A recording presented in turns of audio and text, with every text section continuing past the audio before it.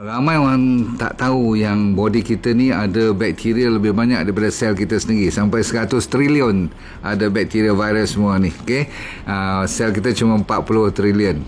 Berarti dia orang lebih banyak daripada kita. Kenapa Tuhan jadikan banyak daripada kita? Sebab dia ada kerja yang untuk jaga otak kita, untuk jaga usus, terutama sekali tidak ada masalah leaky gut, masalah organ-organ besar-besar seperti liver, buah pinggang. Yang penting sekali saluran ataupun lining lah you punya usus tu selalu rosak kan.